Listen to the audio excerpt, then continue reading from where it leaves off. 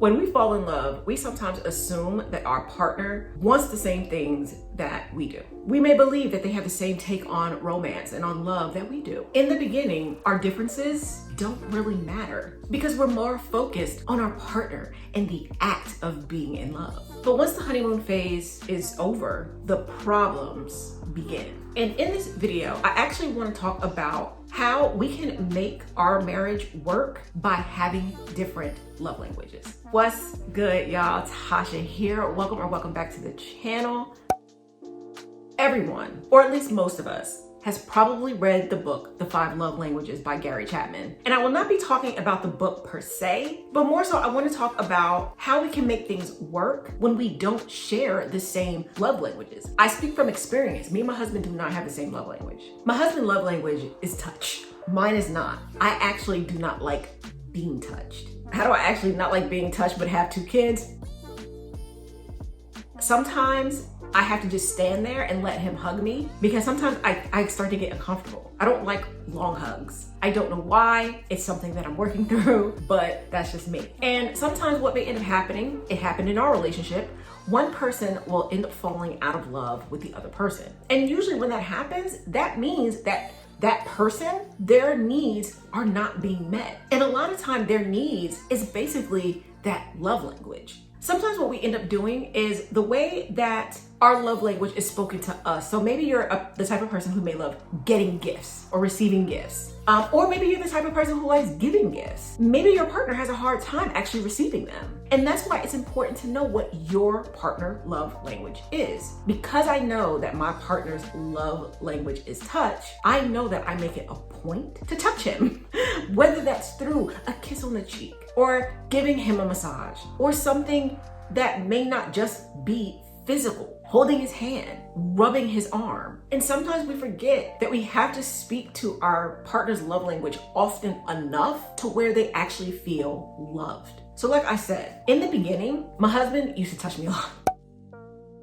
And like I said, my love language is not touching. So he had to learn what my love language was so that I can feel love. I hope I'm not confusing you guys. So basically, do not speak to your partner in your love language. You have to speak to your partner in their love language. Now, I actually got this from a book. If you want to find out your love language, or if you want to find out your partner's love language, have them or you yourself finish this sentence. I feel most love when. So when your partner does something, when do you feel most loved? For you, it may be, I feel most loved when my husband do the dishes. I feel most loved when my wife put my shoes away. I feel most loved when my partner touches my hair. I feel most loved when my partner says, thank you. Sometimes it doesn't have to be this big thing. Sometimes it could be something really, really simple and it makes you feel loved. And then also answer this question or statement. I am most likely to complain that my partner doesn't do what? Usually the thing that we complain about the most is the thing that we want. So when your partner is complaining, listen, there might actually be something there that can help you to do the thing that will make them feel loved. If your partner is someone who constantly complains about the dishes, maybe they don't like doing the dishes, so they complain about doing the dishes. Do the dishes for them one day and see what happens. See how they feel. If your partner complains about the laundry, do the laundry. It really depends on what your partner is complaining about, because there are people out there that just complain for the purpose of complaining. You just want to complain.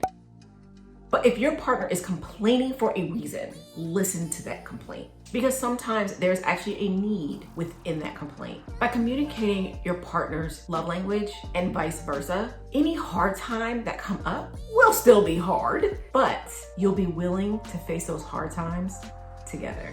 So go back and actually ask yourself, when is the last time that you actually did something for your spouse? When was the last time you touched your spouse without expecting anything? When was the last time that you actually bought something for your spouse? When did you actually do something for your spouse that you wasn't asked to do? Some of us might favor or lean towards one love language, and some of us might actually fall into the category of maybe you're all of the love languages. Every love language actually speaks to you and make you feel loved. And if you want to know what all the love languages are, I would say go get the book, The 5 Love Languages, and read that book. So now I leave you with a challenge question. What are you going to do? If you don't know your spouse's love language, what are you going to do to find out what your spouse's love language is. And for those of you that know it, what are you going to do today that makes your spouse feel loved?